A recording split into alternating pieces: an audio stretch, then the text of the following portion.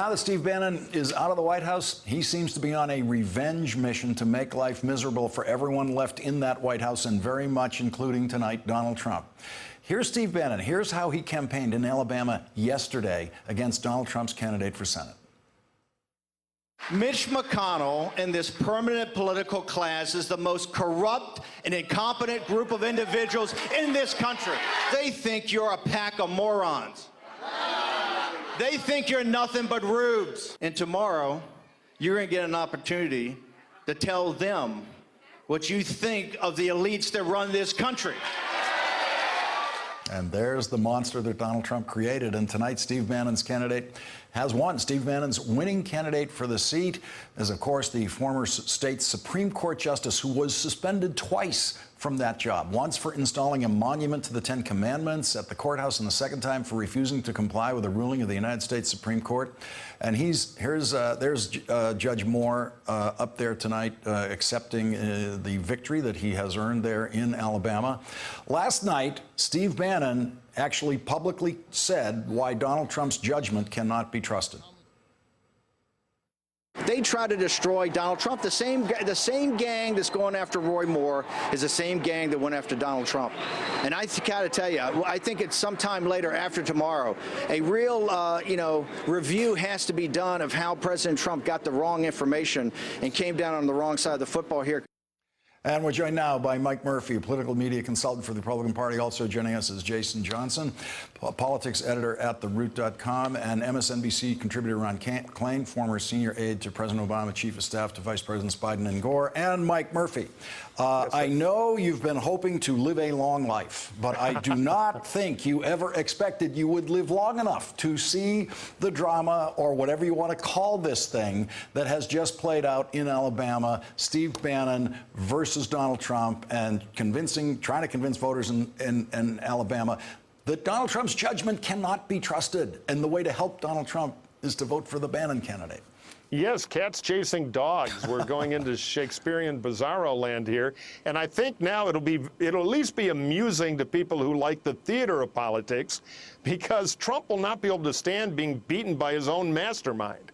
You know, the minute Bannon became famous, his days were over in the White House. So now I think what'll happen is, one, we're going to have Bannon will get drunk on this and go out and predict a lot more Republican primaries, and he'll be able to recruit some candidates. Now, the problem is Alabama. I've worked there. I actually did Sessions' first race. It's very special. And so I don't know if this formula will repeat, but at least more primaries will happen. I think Bannon on Trump violence will dramatically increase, and Republican candidates are going to have a challenge, because this guy Moore makes Todd Akin look like Nelson Rockefeller. They're going to be asked about him in his crazy positions. They're going to have to distance themselves a bit. It's going to be interesting if Trump will really endorse and get behind this guy. He'll want to get credit for his likely but not certain win, but then Trump will be tarnished by some of these positions, and it's kind of hard to tarnish the president with some of the things he's done.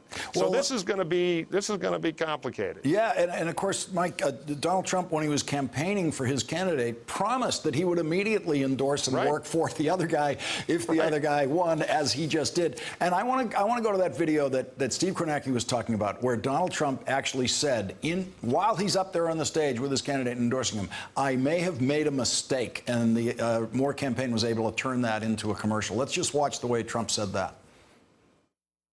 And I might have made a mistake, and I'll be honest, I might have made a mistake. If Luther doesn't win, they're not going to say we picked up 25 points in a very short period of time.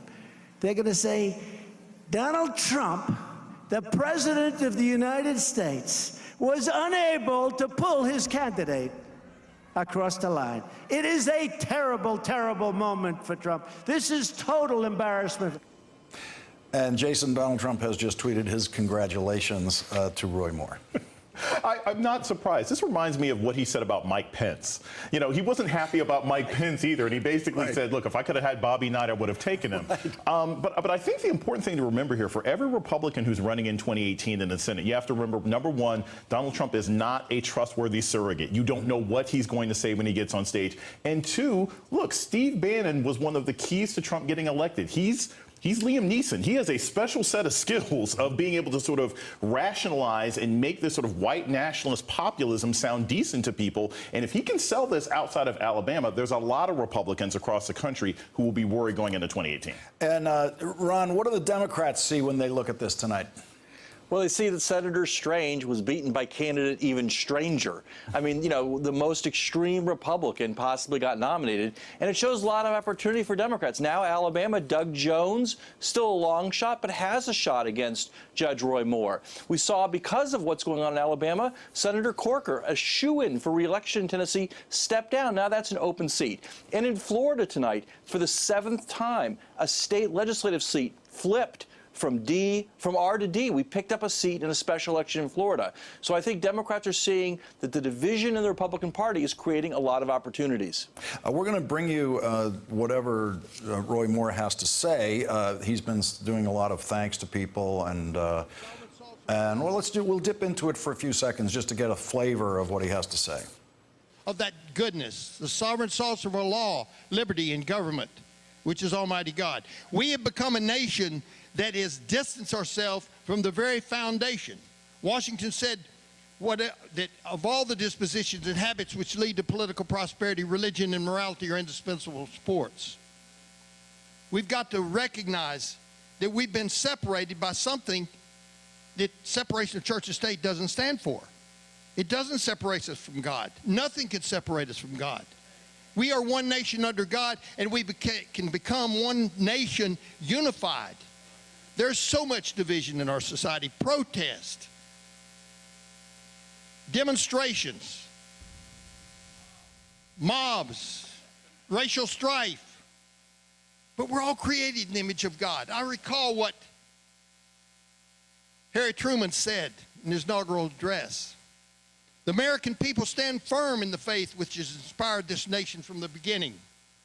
We believe that all people are created in the image of God, and from that faith we will not be moved. We've been moved. But Okay, we're going to come back into the studio for this conversation. What I've been told by the control room is that he has been speaking about God, and about God almost exclusively, with, I think, so far no real reference to his opponent or Donald Trump. Roy Moore, Mike Murphy, Roy Moore has said that homosexual conduct should be illegal. He said that just a few years ago. It's the kind of thing that he is very likely to say publicly and possibly on the Senate floor if he makes it to the Senate. How will that be helpful to the Republicans as a party generally to have someone there in the Senate who they may be, some of them anyway, forced to disown from time to time? Well, if he gets to the Senate, and I would say he's strongly favored but not certain in the general election, I think the Democrats will rename the Democratic National Building the Roy Moore Center for the boatloads of cash they're going to raise because of the inflammatory things he apparently likes to say and will probably keep saying. So he'll become a political embarrassment to a lot of Republicans, particularly from purple swing states. I think people will walk away from him and he'll be isolated. I think the shorter term thing is how many primaries will he inspire, and will any of them gain real traction and put some incumbents in trouble? It's right that Bob Corker was probably thinking about that equation when he made his decision not to run. Not sure it drove it, but I'm sure it was a factor. Yeah, and Jason, just on the Corker point, he did say when he first ran for Senate, he thought 2 terms would be about right. And 2 terms is what he's doing, so we don't know for sure whether this is what it is. But the Senate is a profoundly depressing place to work now in both bodies, but more so for the Republicans because they finally have a Republican president, and he is functionally, in legislative terms, out of his mind. Right. And they can get nothing done because he is so destructive to what they're trying to do. He's destructive to them symbolically. He's destructive to them practically. But I'm not even going out on a limb here. I think Bob Corker is stepping down because he's going to check the win. He's going to check what's going on after 2018. And I think he might primary the president. I think that's what this is about. Yeah, I mean, Ron, if you're looking for what would Bob Corker's political motivation be for getting out of there, it's separate and apart from what I was talking about, the absolute horror of the job now in the Senate. I think Jason's got a nicer bet there than he's afraid of a challenge. Well, I think probably there's truth in all these things. Yeah. And and it does make sense to set himself up as a potential opponent to President Trump. But, more broadly, Lawrence, what you're really seeing is the consequence of the unraveling of the Republican Party. You've got today the president's principal legislative initiative, getting rid of the Affordable Care Act, going down, and his people saying that Mitch McConnell is to blame. And, obviously you saw in Alabama them trying to, Judge Moore ran very hard against Senator McConnell. And so it's going to be very hard to get anything done in the Senate if the president is attacking and his people are attacking and candidates are attacking and the Republican Party are attacking the Senate Republican leader. And as a result, he is 9 months into his presidency and doesn't have a single legislative achievement. So no surprise a Republican senator is retiring, maybe to run against him, maybe just to get out of it, certainly because he does not want to stand on the stump and have Donald Trump be campaigning for him in 2018. That's for sure. Mike, as our experienced Republican veteran of presidential politics, what does it look like tonight for the, quote, reasonable man Republican, Bob Corker, challenging this president for the Republican nomination? Well, I think there may be a lot of people challenging him. I think he'll be a one-term president because I think, and this breaks my heart as a Republican who would like to see our policy agenda get enacted, but we could have really rough midterms. You look at some of these state legislative races, and I think Ron alluded to one in Florida. There was an interesting, they're tiny districts, but interesting one up in New Hampshire in Rockingham County. The professionals in the Republican Party are looking around seeing our canaries in the coal mine are all choking. So we're looking at what could be a very rough midterm. And if we have a rough midterm, then I think the party is going to turn on Donald Trump because his brand has been winning. Well, we're not winning, and he's not ideologically connected. He's not really a Republican. He's a populist. So all those things could create the perfect storm, and I think there could be a long list of people who would look at primarying him if he even runs again. My crazy prediction is he'll start talking about creating his own third party, populist party to run, and kind of play that big card rather than face a Republican Party that may really have turned on him after a dismal 2018.